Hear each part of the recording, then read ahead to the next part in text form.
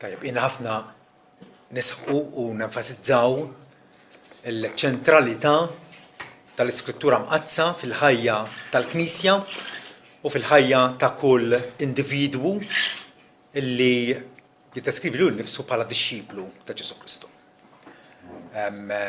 Sabiħ stess, waqt l-irtir it-tlet kelliema bil-mod tagħhom u bl-enfasi tagħhom ġibduna l-attenzjoni għal fatt li ma nistgħux aħna nkunu effettivi jekk l-Iskrittura ma nafuhiex.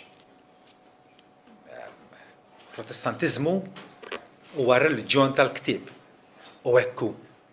Bħalma fi żmien Ġesu Kristu, Ġesu għallem ripetutament lin-nies madwaru x'hemm miktub. Xi tgħid l-Iskrittura. Tajjeb, u allura l-Iskrittura nfisha tixhed u tgħid li hija qawwija. Hija setana, hija effettiva bħal dak il-martell li jkisser il-blat jgħidilna Ġeremija. Jew bħal nar li jaħraq is-sifa. Jew bħal sejf misnun b'żewġ tixfar li jaqta' u jinfet jippenetra sar-ruħ tal-bniedem. Però l-mistoqsija li forsi meta naraw nisimgħu dan id-diskors dwar il-qawwa tal-Iskrittura fil-ħajja tal-Kristjan. Forsi tajb insaqsu din il-qawwa qiegħed nara f'ħajti stess? Għaliex smajna ħafna tagħlim teoretiku. Però min ġimgħa l-oħra int kemm qed tara illi l-Iskrittura qed tibdilek ħajtek? Għax ħafna drabi nkunu persważi illi iva l-Iskrittura hija importantissima. Imma fir-realtà x'effett qed tħalli fil-ħajja tiegħi? Naħseb din hija mistoqsija pertinenti ħafna għaliex jekk ma nkunux nafu kif bliema modi l-Iskrittura tħarriġna fis-safa, tħarriġna bħala dixxipli ta' Ġesu Kristu. Jekk ma nkunux nafu kif nużawha, inutli nġorruha. Inutli anke nisimgħuha. Irridu nkunu nafu jekk hija l-istrument, il-mezz illi bih Alla jqaddisna kif ħanuża. Ġesu qal talab il-missier qaddishom fil-verità tiegħek, kelmtek hija l-verità. Jiġifieri għandna dan l-istrument, dan l-lodda li Alla tagħna sabiex aħna nitqazzu, sabiex aħna ngħaddu minn glorja għal glorja, ma nibqgħux qisna kakkmati fl-istess livell spiritwali ma ngħaddu l-qudiem. Navvanzaw bħala dixxipli. Ma jiġi jiġrilna bħal dik l-istorja, kollet istorja ħelwa ta' Sertem Zammit fejn il-raħal iddeċida li jagħmlu fiera u l-sinjora tal-iskola iddeċidiet li tagħmel lotterija tal-gramofon, il-kaxxa tad-daqq, u bdiet tgħajjad f'nofs il-pjazza xellin il-biljett. Ejjew u da pupull maru xtara biljett u ħorġ il-ħaġeb tela tiegħu. U dana irrepjatilu ġo karta strazza u mar ferħan biha d-dar u ta' l-ħabel u din l-imbirka għax kaxxa tad-daqq flok mużika bdiet jieġa żir. Pupull tfantas abada ħada lura u l-sinjora qalilha xtajtni, sratni, din ix-xellin lura. U s-sinjora biex ma taqlax pantomima tagħtu x-xellin lura, ġimgħa wara reġgħet għamlet l-istess lotterija. U qalet xellin il-biljett. Però mhux għal kulħadd, għal dawk li jafu jdoqquha biss. U din l-istorja kemm forsi tqanqlilna tbissima tixlina wkoll il għaliex forsi għandna l-għodda u ma nafux nużawha. U flok ma qegħdin ta' bilħaq nirċievu l-messaġġ mingħand Alla li qed iħalli impatt. Li qed jagħmel id-differenza. Bħal meta jiena jekk jiena nagħti daqqa fuq biċċa tafal ħanimmarka vera. L-iskrittura qed tagħmel l-istess, qed tagħmel differenza f'ħajti. Jekk biex tagħmel differenza jfisser li inti m'intix tuża tajjeb. Darba tqajt ma' wieħed u sirtna fattartat li kien man-neo katekumenali u kellu l-Bibja f'idejh u għatlu għarafta għatlu għandek il-Bibja, għalli dik ma ngħaddix mingħajra jiena, ma għaddix mingħajra. Għatlu ja, għatlu li ma ktieb qed taqra bħalissa, għalli x'ġifieri. Għatlu fi ħafna kotba l-Bibja, għatlu li ma minnhom qed taqra bħalissa. Għalli dik meta jkolli bżonn jien għalli niftaħa għalli u il-mulej jiggwidani billi naqra sentenza bla doċ. Bħalli kieku jekk xi ħadd minnkom jibgħat li email il-lejla u tkun email daqsxejn imlaħma, naqbad sentenza minna li jfettilli u nwieġa fuq dik is-sentenza. U mbagħad inti taġi tiktib li tgħidli Pawl, mela qed tispissja inti ma ġibtni xejn prattikament. U żgur, jekk kien il-messaġġ tiegħek ma ħadtux bis-serjetà. U hekk forsi qegħdin nagħmlu mal-iskrittura mazza. Melek vera jisawek ħanqabdu aħniex qegħdin nagħmlu bħal popol jew le. Liema ktieb mill-iskrittura qed taqra bħalissa? Il-bieraħ liema parti, kapitlu, mqar kapitlu, rajt mill-iskrittura mqazza. Jekk għandna kamra hawnhekk mimlija popullijiet, hemm bżonn nagħmlu xi ħaġa. Għax qegħdin ngħidu bħala protestanti li aħna nemmnu fl-iskrittura u nimxu fuqha u sola skrittura u għandna slogans. Però fil-fatt qegħdin naqgħu lura. Din hija mistoqsija kruċjali allura li David, jekk ta' bilħaq David kien li kiteb dan is-Salm 119, ipoġġi quddiem għajnejna. Kif jista' żagħżugħ iżomm triqtu safja? U għal iż-żagħżugħ, well, tifel ċkej kien ikun għadu taħt il-protezzjoni tal-ġenituri tiegħu u kapaċi jgwidaw huma. Adult kapaċi jagħmel id-deċiżjoni tiegħu, iż-żagħżugħ ikun għadu qiegħed isib l-indipendenza tiegħu mill-ġenituri tiegħu. Għandu vista enormi ta' ħajja qudiemu, għandu ħafna opportunitajiet, però m'għandux esperjenza. Tgħidux għalikom. Gbirtu, però m'għandkomx l-esperjenza. Wara iż-żagħżugħ l-aktar wieħed li nsaf f'periklu fil-ħajja. Dak l-istadju ta' żożija huwa l-aktar perikolus. Għax taf li għandek ħajtek, mimli potenzjal, però hemm ħafna tġrib quddiemek. U allura bir-raġun kif jista' żagħżugħ għax hekk iż-żagħżugħ kapaċi jżomm triqtu safja, mela kemm aktar l-adult li għandu l-esperjenza, li ġarrab il-ħajja. Kif jista' żagħżugħ iżomm triqtu safja? Dan qed jagħtina l-estrem tal-ħaġa. Iż-żagħżugħ jaffaċċja il-ġbieki u trappoli l-aktar serji ta' Satana bit-twebbil tiegħu, bis-seduzzjonijiet tad-dinja. Kif jista' jkun li għandek żagħżugħ u ma jinbelax mill-kultura antikristjana li jgħix fiha? Huwa possibbli? Huwa possibbli. Fatt nista' nsemmilkom 4 żgħażagħ illi inġarru il-barra minn pajjiżhom ittieħdu kontra r-rieda tagħhom f'pajjiż totalment pagan fil-Babilonja. U hemmhekk żammew ruhom safja quddiem Alla. Daniel, Sidrak, Mesek u Abednego kienu żgħażagħ fid-din li Alla. Kif jista' jkun illi tgħix f'soċjetà li prattikament insiet u warbet il-Alla u inti żomm triqtek safja? Ma naħsibx li hemm mistoqsija mhux vera illi huwa tajjeb illi nikkonsidrawha. Infatti l-istanza kollha li qrajna hija tweġiba għal din mistoqsija. Hija tweġiba impressjonanti, tweġiba prattika ħafna għalkemm mhix komprensiva, nistgħu nkomplu nfandu. Però naħseb għandna ħin biżżejjed biex nikkonsidrawha b'ċerta għaqal. L-ewwel nett il-kelma il-Bibja ħassir effettiva. Billi l-ewwel nett appena inti taraf l-importanza tagħha u appena inti onestament tgħid sola Skriptura u rrid illi id tkun il-fanal għal ħajti u rrid illi nimxi fid-dawl tagħha. Trid tasal dik il-ġurnata illi inti bl-akbar serjetà quddiem Alla, bl-akbar serjetà miegħek innifsek, tagħmel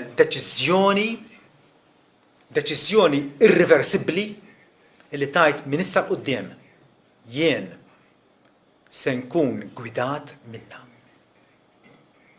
Nies kbar ta' fidi bħalma kien Jonathan Edwards, mhux ta' bxejn kibru fil-fidi.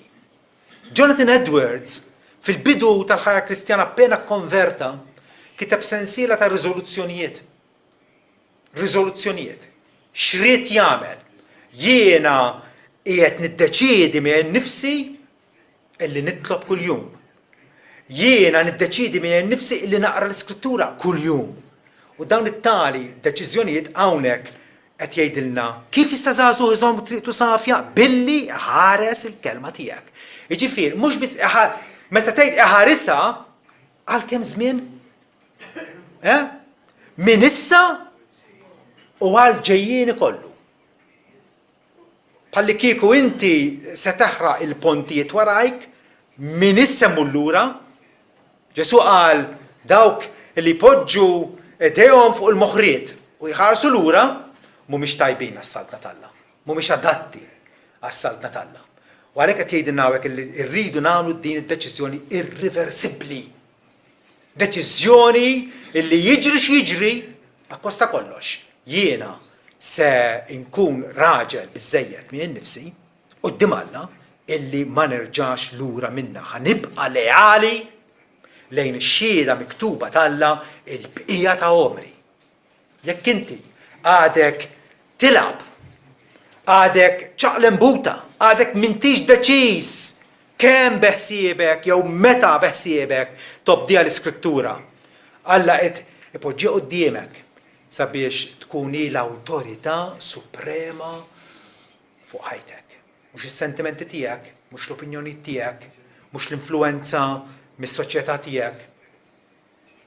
Imma tkun hi illi mexxik. Dik l-ewwel ħaġa. Kif jista' żagħżugħ iżomm triqtu safja billi ħares il-kelma tiegħek. Jiġifieri joħodha f'idejh bl-għajnuna tal-Ispiritu Santu illi l-istess Spiritu Santu illi huwa l-awtur tal-Iskrittura huwa wkoll mod li jilna bħala dak li jagħmilna kapaċi biex nħarsuha. Jagħmilna jagħtina l-abbiltà biex attwalment naħarsuha. Ma tittini ħaġa, vers 10 jgħidilna b'qalbi kollha fittixtek, tħallinix nitbiegħed mill-kmandamenti tiegħek. Il-Bibja issir utli għalina.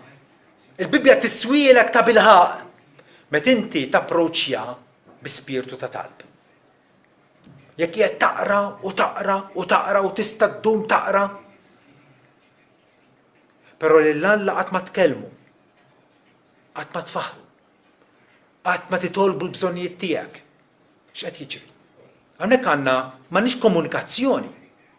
Inti qed tisma' mingħajr ma tikkomunika ma' Alla. U għalhekk iva, tant kmieni David jgħidilna b'qalbi kollha fittixtek, tħallinix nitbiegħed mill-kmandamenti. Għandna talba hawnhekk. Għandna talba. Faċilment nkunu żgwidati, faċilment ħbiebna jinfluwenzawna l-ħażen. Faċilment ninsa l-impenn tiegħi. Meta jiena qed infittex il-Alla regolarment fit-talb.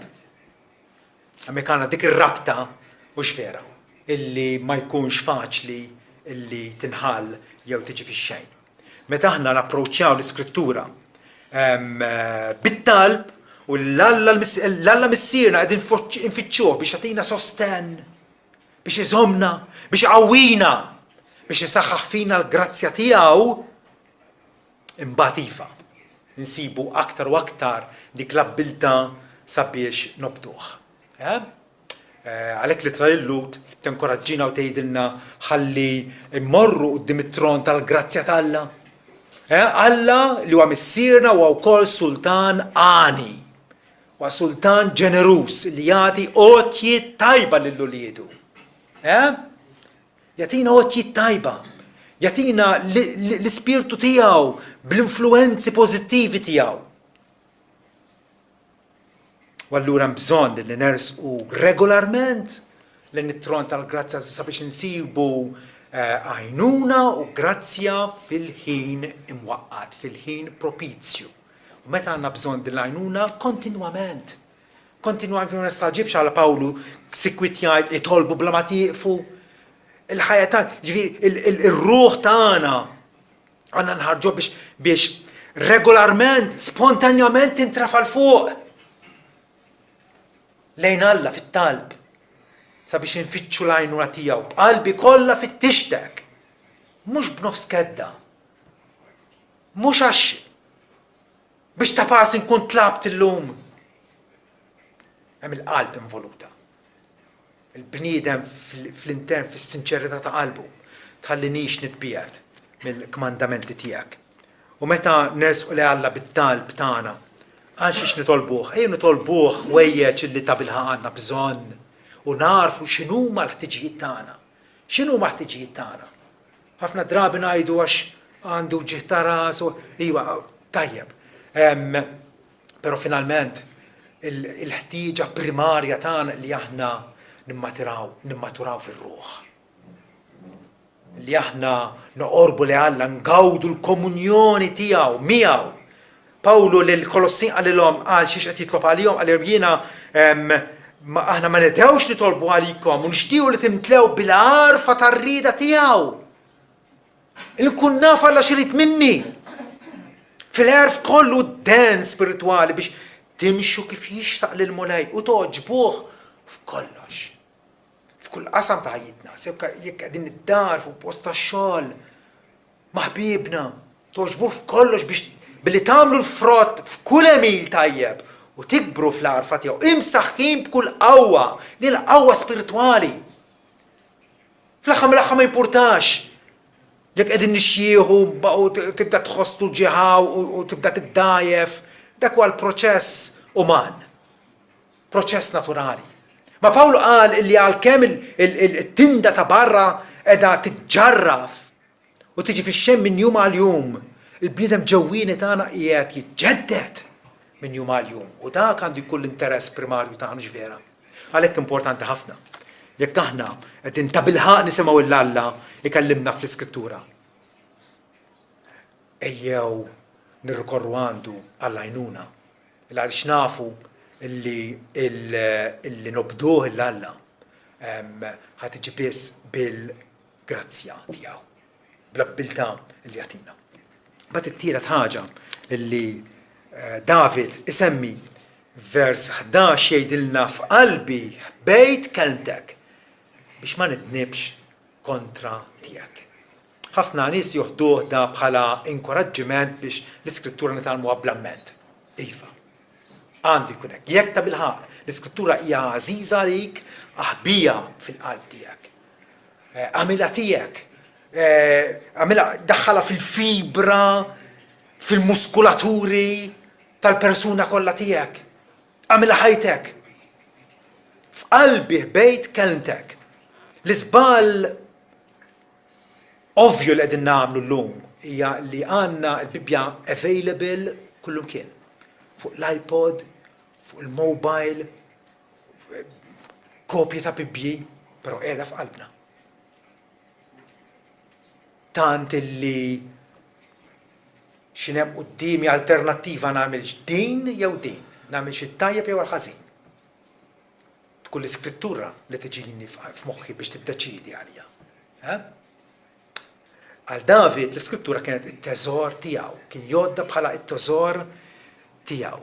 F'qalbi bejt kelmtek biex ma nidnibx kontra tiegħek. Għaliex qed ngħidilha teżor għaliex it-teżor taħbih. Ma tħallihx fl-apert li jistgħu jisirqulek. Meta inti qed taħbi xi ħaġa dik hija għażiża għalik. Dik hija għażiża għalik. Għaliex l-Iskrittura hija teżor għalina raġuni ewlenija hija din għaliex fl-Iskrittura niltaqgħu ma' Ġesu Kristu, is-Salvatur u s-Sid tagħna.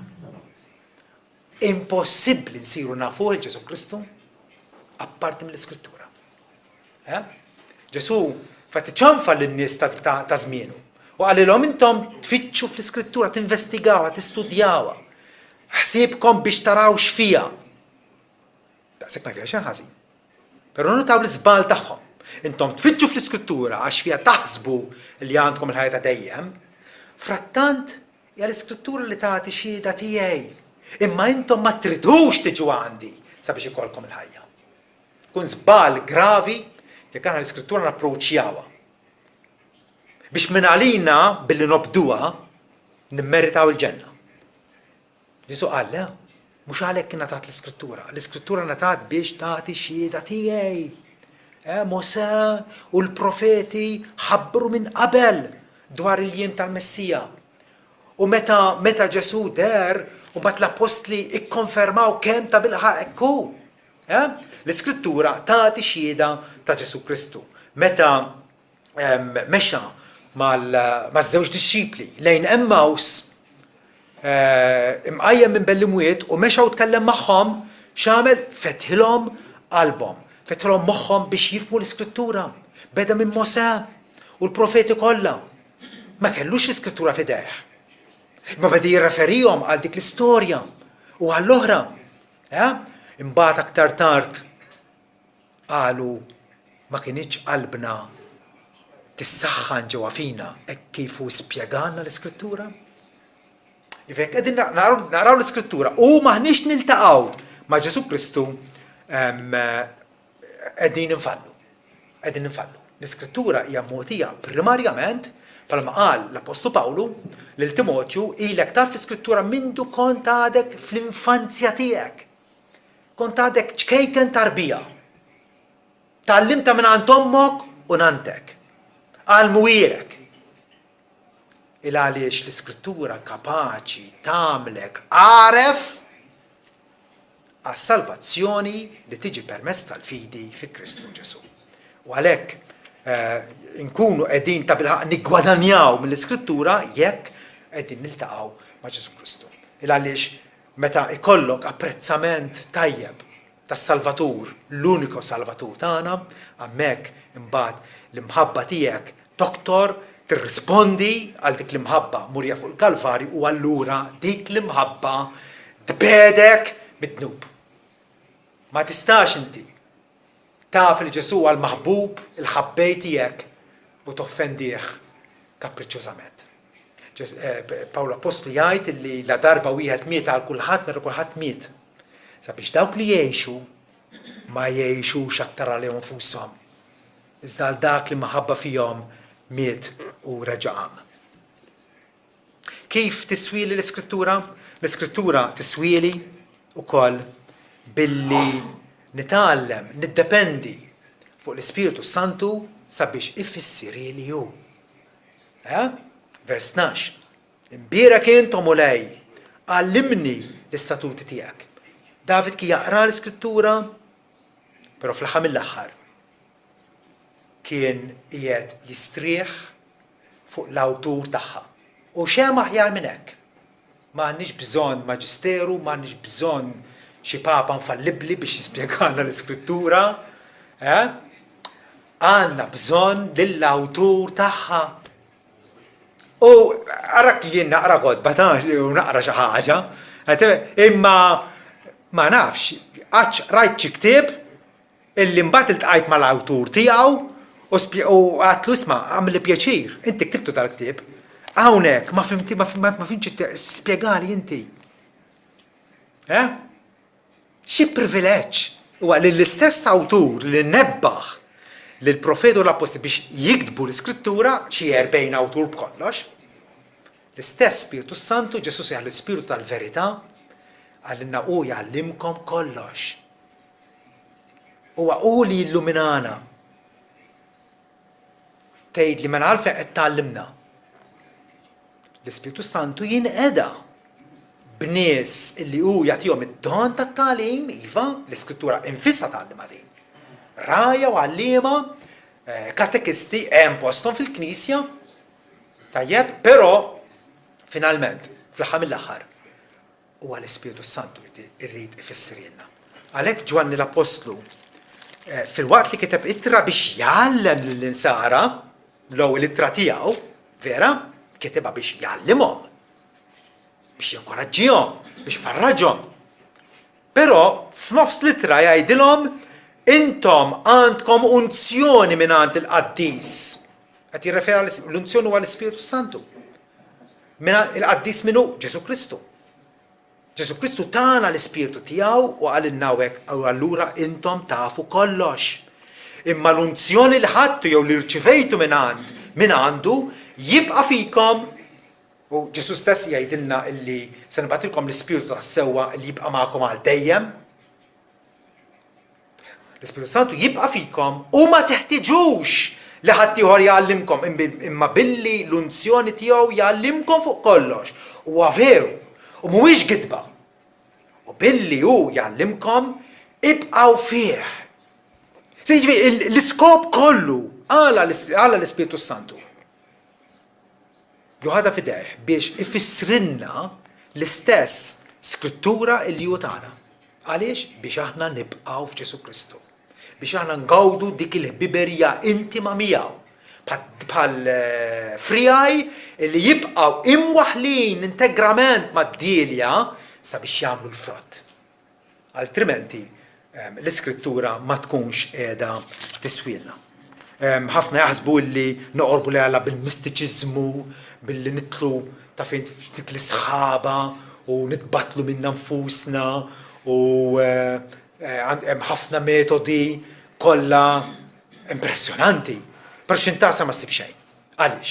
Għaliex l-iskrittura hija ċara illi aħna il-metodu li Alla ħatar għalina biex aħna nikbru fil-fidi, biex aħna nimmaturaw fl-imħabba, biex aħna nissaħħu fit-tama tagħna hija illi flimkien mal-qaddisin l-oħra kif qegħdin bħalissa fil-kongregazzjoni tan-nies fidili hemmhekk narfu l-imħabba ta' Kristu li tisboq kull den. Narfu l-oli u l-font, il-wisa u t-tul tagħha li ma tkunx kapaċi tarfu waħdek id-dar jew tinqata' għalik. L-Iskrittura tgħidha, Efesin kapitlu 3 vers 18, nifmu mal-qaddisin kollha. L-imħabba tagħha mhix għalik biss. Tkunx egoist. Alla isawwab u jagħmilna illi nesperjenzjaw l-imħabba tiegħu flimkien mal-qaddisin kollha. Flimkien ma' dawk illi bħalna ukoll għandhom il-maħfra tad-nubiet mingħand Alla. U Alla jridna li ngħixu flimkien għat-tisħiħ reċiproku ta' xulxin. Għalhekk l-Iskrittura tgħid illi l-Knisja hija l-pilastru u s-sosten tal-verità. Fejn l-aħjar skola, fejn huwa l-aħjar ambjent biex titgħallem l-Iskrittura b'mod effettiv? Fil-Knisja. Nirringrazzjaw l-Alla li llum għandna r-riżorsi fuq l-internet u nużawhom bil-għaqal u għandna ħafna mezzi ta' kodba. Nirringrazzja l-Alla. Però xorta waħda jibqa' l-fatt illi bażikament u essenzjalment l-aħjar metodu huwa flimkien. Il-koll flimkien nitalmu għaliex fil-Knisja għandek ċerta sigurtà. Jekk qed titgħallem waħdek kien titħall fuq l-internet u sibt predikatur, fejn taf x'inhu dan l-imbierek predikatur? U x'qed jgħallem u x'inhi l-aġenda tiegħu? X'periklu? Meta m'għandekx gwida. Meta m'hemmx ċekk fuqek illi ħaddieħor jista' jiftaħlek għajnejk jista' jwissik. Għalhekk Alla jridna illi ngħixu fil-familja tiegħu mhux apparti minnha. David mela talab lill-Alla, vers 12. Imbierek intom u lej għallimni l-istatuti tiegħek. Din hija t-talba tat-talbiet. Trid tavvanza fl-Iskrittura, trid tabilħaq l-Iskrittura tħalli effett santifikanti fuqek. it-talba tiegħek għandha tkun eżattament bħal mija wkoll vers 18. Iftaħ li għajnejja biex nara l-leġubijiet tal-liġi tiegħek. X'talba fenomenali. Ma tistax inti tersaq l-Iskrittura minn ma titloba dit-talba. Iftaħ li għajnejja mulej. Ħalli nara l-leġubijiet tal-liġi tiegħek. Jekk qed tara Skrittura u qed tara boring, żgur li tkun boring jekk għandek għajnek magħluqa. Alla jiftaħom l. U x'tara tara l-leġubijiet, tara l-ġmiel, tara l-eċċellenza, tara d-dinjità tal-liġi tiegħu kemm hija sabiħa, kemm hija qaddisa, kemm totta għalik, kemm hija relevanti għall-ġurnata tiegħek illum stess. Għalhekk Alla lil-Ġoswe fil-bidu tal-karriera tiegħu bħala mexxej ġdid għall-poplu tiegħu. Għallu jekk inti trid ikollok suċċess immedita aħseb fuq il-liġi tiegħi lejl u nar. Lejl u nar. Ma tistax tagħmel hekk jekk għandek għajnejk magħluqa għalija. Mhux vera. Pawlu jgħid lil Timotju infatti aħseb sew fuq dan qed ngħidlek għax il-mulej jagħtik il-fehma f'kollox. Jiġifieri aħna ħanużaw l-intelligenza tagħna u se nuża Bible aids u kummentarji u ħanisma prietki u iva. Imma da kollu b'dipendenza fuq l-Ispiritu Santu illi huwa ta' bilħaq l-għallim tagħna. Meta nfissra mill-għallim tagħha stess, ċertament imbagħad ma nagħtux dan għaliha. Jiena ma niskanta xellum il-ġurnata fejn nara l-Italja u t-Talija illi jagħmlu abandon ship. Illi ma jibqgħux mexxin fit-triq id-dejqa. Ma niskandalizza ruħi xejn. Għaliex għax ngħid dawn ma kinux malma mill-awtur tal-Iskrittura, kienu malma mit-tali persuna. Mis-sur dak u l-ieħor. Ħadd id-dejqa tiġba għax inti nkollu trid affarijiet, però meta l-Ispiritu Santu jgħallimilek l-Iskrittura. Żgurissimu li ma titlaqiex. Żgurissimu. Ġesu fil-Ġwanni 6 vers 45 jgħid bħal hu miktub fil-profeti u jkunu l-koll mal-min minn Alla. Daw kollha mela li semgħu u talmu mingħand il-missier x'jagħmlu? Jiġu għandi. Iva. Dawk illi semgħu il-leħen tal-missier. Imorru għand Kristu u bħal Pietru jgħidulu mulej. Int għandek il-klim taħt dejjem. Għand min trid nammorru? Għand min trid nammorru? Min hemm illi b'xi mod ħabbata ma' Ġesu Kristu biex jagħtina l-ħajta dejjem? Ma tmux, ma tabbandunax le mbagħad l-għajn tal-ilmaġieri. Anzi mbagħad l-Iskrittura aktar u aktar tqanqlek sabiex tintrabat aktar fis-sod malla u tibqa' tfaħru u tbierku u trodlu ħajr għal din l-esebizzjoni fenomenali tal-grazzja tiegħu.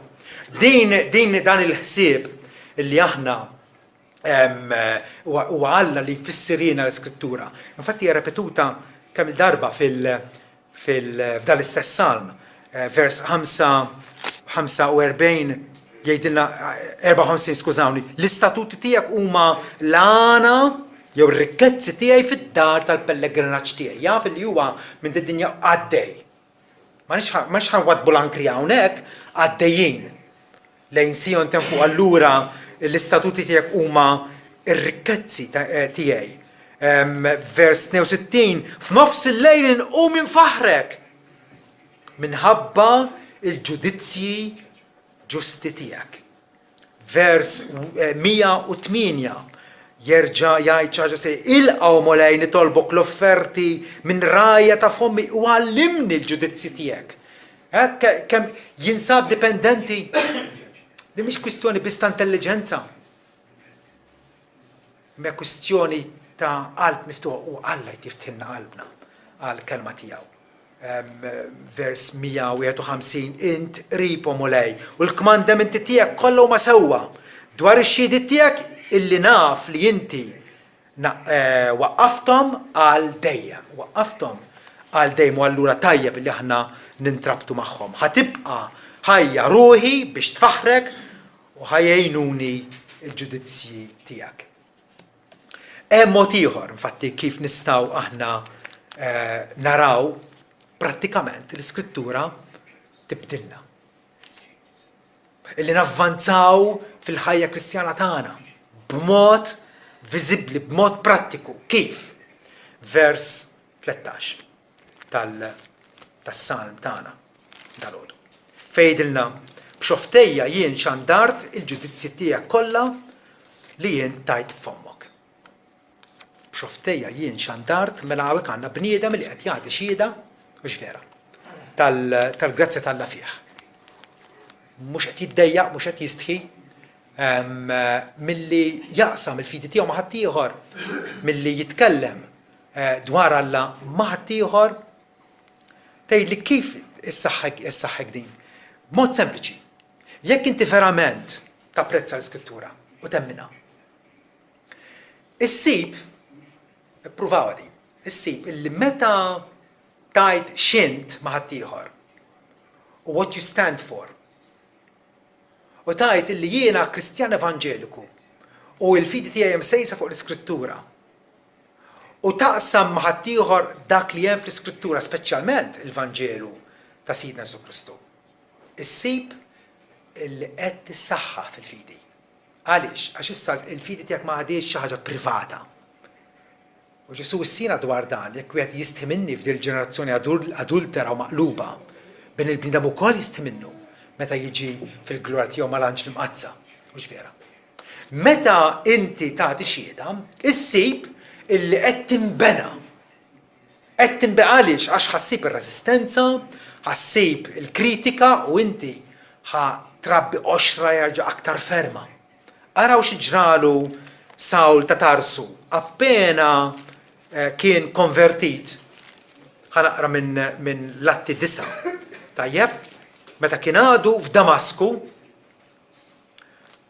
Muhammad ġdid u x'beda jagħmel jgħidilna fl-Atti 9 vers 20 u minnu fih. Ma għaddewx xi sentejn jew 5 snin, minnu fih beda jxandar il-Kristu fis-sinagogi li hu liben Alla. Ġifieri l-istess ħaġa li tant għamlitu kattiv mal-Kristjani. Illi l-Ġesu ta' Nazaret kien jgħoddu bħala xi ħadd midaj li qed jikklejmja li huwa Alla nnifsu. Issa qed ixandru bħala liben Alla. Ma dawk kollha li semgħu staġbu qalu dan mhux dak li f'Ġerusalemm kien jeqret il dawk li kienu jsejħu dan l-isem u ġie hawn għalhekk ġie apposta hawnhekk biex jieħodhom marbutin għand il-qassisin l-kbar. Iżda Sawl, isimgħuha din, iżda Sawl żdied iżjed fil-qawwa. Il-fatt li huwa iltaqa' ma' Ġesu Kristu imbagħad xandru fis-sinagogi żdied fil-qawwa.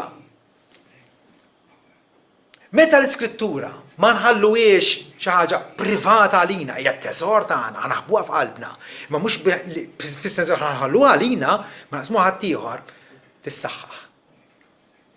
Lil Ġesu Kristu li huwa s-suġġett primarju tal-Iskrittura kollha kemm hi. Issir tħobbu aktar minn qatt qabel. Mela, il-Bibja tagħmlilna l-ġid jekk aħna bil-mod, bl-istil tagħna naqsmuha ma' ħadd ieħor. Ngħaddu għal vers li jmiss mod ieħor kif nistgħu l-Iskrittura fil-prattika tgħinna, tqaddisna, timmaturana. Vers 14. Nifraħ fit-triq tax-xhiediet tiegħek daqs li kieku kelli l-għana kollu. Din hija kwistjoni ta' atteġġjament. Meta inti qed tesaq l-Iskrittura sew fil-privat jew mal-miġema u qed tismagħha moqrija jew mxandra, x'inhuwa l-atteġġjament ta' qalbek? X'inhi l-attitudni fik? Waħda ta' kritika, waħda ta' indifferenza, waħda ta' attitudni passiva, jew inti imħeġġeġ, jew inti imqanqal, jew inti entużjast biex tilqaħħa l-iskrittura f'kelma waħda, qed tifraħ biha jew le. Għax hekk l-iskrittura qed tara bħala xi ħaġa li qiegħda tirrestrinġik flok ma turik it-triq tal-libertà.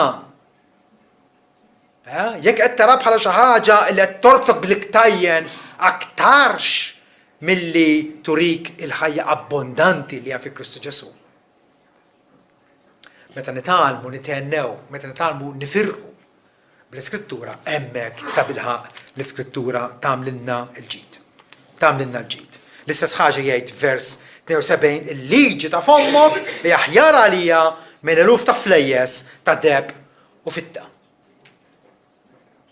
Kapaċi ngħidu għaddi sinċerament? Jekk jiġi xi ħadd jdebek, jdeb waddab trakk deb fuqek. Tippreferi dik is-sitwazzjoni jew li jkollok l-iskrittura f'qalbek u qed tgħixha. Vers 127 jgħid għalhekk inħobb il-kmandamenti tiegħek aktar mid-deb. Iva aktar mid-deb l-aktar fin. Kwistjoni ta' atteġġament, kwistjoni wkoll ta' priorità fil-ħajja tiegħek. Ġifieri wara li inti taqra il-kapitlu tiegħek kuljum fl-iskrittura, il-bqija tal-ġurnata, il-priorità tiegħek fuq xi xinija bbażata. Fuq illi se tibni il-futur tiegħek u l-karriera tiegħek u ħassir aktar sinjur, x'qed tfittex fil-ħajja? Għabiex inta sara il-ħajja tiegħek, x'inta sara? X'jibqa' minnha? Bir-raġun kultant l-iskrittura ma tagħmel in-niġġid għaliex il-prijoritajiet tagħna huma kollha mawġa u maqluba. Il-Bibja wkoll issaħħek. Issaħħek għax tagħtik standard. Tagħtik standard f'dinja illi kollox jowm m'hemm xejn fis-sod. Tkellem ma' min titkellem, għandek raġun, jien għandi raġun, dak għandu raġun, għafolja qegħdin fit-tliet raġunijiet totalment differenti minn xulxin, għandek marea ta' ma tafx fejn inti. M'għandek xejn fis-sod, m'għandek xejn ankrat. Il-Bibja tgħinek għax tagħtik standard u tkun kapaċi biha, kapaċi tikkontrasta il-modijiet it-tajba li huma ta' benefiċċju għalik u l-modijiet jew l-istil laxk adottat mid-dinja. Vers 15 jgħidilna, jiena naħseb fuq il-preċetti tiegħek u nżomm għajnejja fuq it-triqat tiegħek. Il-Kristjan jaraf x'inhu ma triqat tal-għaliex għax jaf x'hemm fl-Iskrittura. Jaf x'hemm fl-Iskrittura. Jirrifletti fuqha. Qegħdin nirriflettu fuq l-Iskrittura, qegħdin bħal dik in-naġa li tkun kielet il-ġwies, tiklu f'daqqa, imma mbagħad sa'tejn jew anke sitzjat wara tara tomot terġa' tella dak l-ikel ħalli tixtarru sewwa. Il-meditazzjoni mhijiex yoga. Għaxxejn meta ngħidu meditazzjoni hija li inti qrajt xi ħaġa. Jekk pereżempju qed tiġini f'moħħi l-ewwel teżi ta' Luteru, totalment biblika. X'inhi?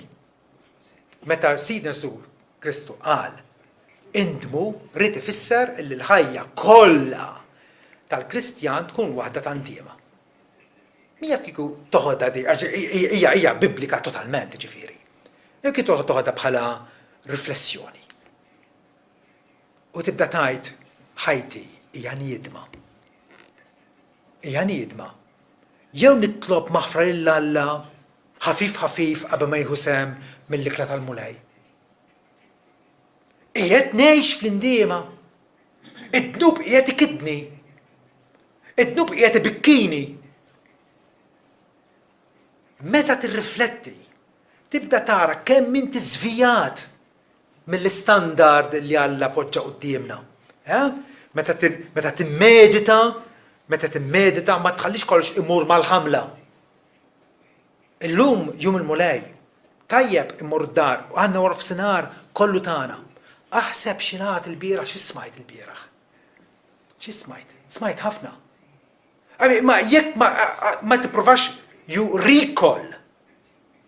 Terġa' ittella fil-wiċċ dak li beda jereq, dak ħajjera u titilfu għal dejjem. U ma jkun swierek xejn. Ħlif l-infaqt 15 euro għall-ikel. Imma taraw il-qagħda kemm kapaċi tkun patetika meta aħna ma nirriflettux fuq il-kelma għaliex huwa hija tajba l-riflessjoni għax twaslek għall-indiema. Ir-riflessjoni twaslek biex inti tieħu passi konkreti. Jeħtieġ nibdel minn flok dir-rabja li kull darba taqbadni. Irrid li nibda nitkellem ċerta kawtela u bil-kalmezza. Jew flok kull darba tiżloqli kelma pastaża, irrid infittax l-Alla biex inaddaf lil sieni. Ir-riflessjoni twaslek għall-indiema. Araw xejn vers 59 fejn David jgħid jiena rriflettejt fuq triqati u rġajt lura l-għexxiet tiegħek. Għaġġilt u ma tnikkirx biex nħares il-kmandamenti tiegħek. L-aħħar punt illi se npoġġu qudiemkom vers 16. Jiena nitaxxa bl-istatuti tiegħek ma ninsiex kaltek. Trid illi l-kelma talla tqazzek?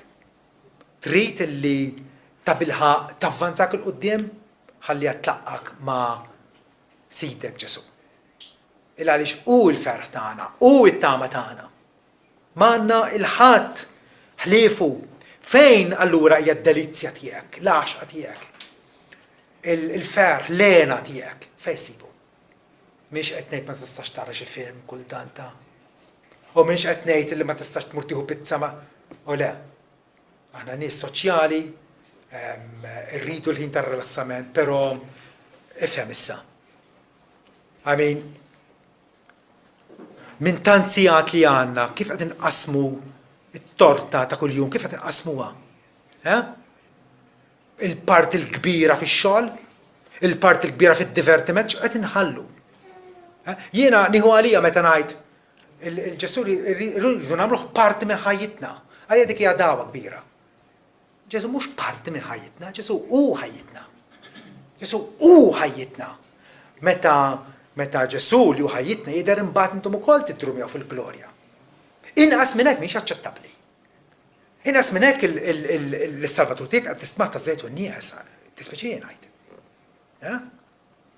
Fejn huwa l-ferħ tiegħek? Vers 24 jgħidilna iva x-xhiediet tiegħek huma l-għaxqa u l-kunsulieri tiegħi. Mexxini fil-mogħdija tal-kmandamenti tiegħek għax fija nsib l-għaxqa tiegħi. Jerġa' jgħid u nitaxxaq bil-kmandamenti tiegħek li jien ħabbejt. Għaliex inħobbu l-kmandamenti tagħna? Għaliex? Għax Ġesu qal laqqas jota waħda, laqqas nitfa waħda mill-liġi ma titneħħa. Qabel ma jkollox jintemm. Iseħħ. Ġesu nnifsu iridna bħala dixxip li denji tiegħu li nonoraw il-liġi tagħna. Il-Kristjan jekk xejn jinaraf iħobb ir-rida tagħna, irid jagħmilha, irid jagħmilha. L-Iskrittura tferraħna l-xatina dik it-tama li Pietru tkellem dwarha, dik it-tama riservata lina fis-smawiet. Tama li jagħtana propjament minħabba il-mewt u l-qawmien ta' Sidna Ġesu Kristu. U allura, ħabib tiegħi, biża l-wisq tant li ma ssibx ħin, ġurnata wara ġurnata, li taqra l-Iskrittura, li tirrifletti fuqha, li titlob fuqha, hawnhekk qed jgħidu jiena taxxaq bl-istatuti tiegħek, ma ninsiex kelmtek. X'akkuża serja tkun jekk inti jkollok tajt, jkollok tammetti miegħek innifsek li qed ninsija l-kelma tagħha. It-tnejn, it-tlieta, l-erba' forsi niftakar fiha għax ngħid u jballu ħammur għal Bible study. U dik it-tip ta' atteġġament illi ċertament ma jiswiex dak l-atteġġament. Ma jiswiex. U mbagħad il-ħamis, u mbagħad il-ġimgħa, is-sibt tanti konna x'nagħmlu, tagħmel faċen tad-dar u x'vera. U mbagħad il-ħadd u iva ħammur knisja. Bir-raġun kultant l-Iskrittura ma tħalli ebda effett għax maħniex nirrispettawha. Maħniex qegħdin natuha l-awtorità illi hu tagħha. Għaliex għax hija l-leħen tagħna. U għall-messaġġ tagħna. Jien ma nistax nirreżisti milli nirrikmandalkom ktieb klassiku awtur eccellenti, Arthur Pink, il-ħallilna dar-tip illi huwa tradott tal-Malti, niggwadanjaw mill-kelma. ħatkun illum ġurnata li tagħmel differenza fil-bqija ta' ħajtek. Ibda biex għamil din ir-riżoluzzjoni li tkellem dwarha. U għajt l-iskrittura jella ħentalla u rrid jiena niftaħ widnejja għalja. Ibda qra dal-ktieb mal-iskrittura. U tara x'pass il-qudiem tagħmel. M'hemm xejn maġiku fid-dinja, xejn maġiku. M'hemm xejn li jaħdem awtomatikament. Ma b'atteġġament tajjeb.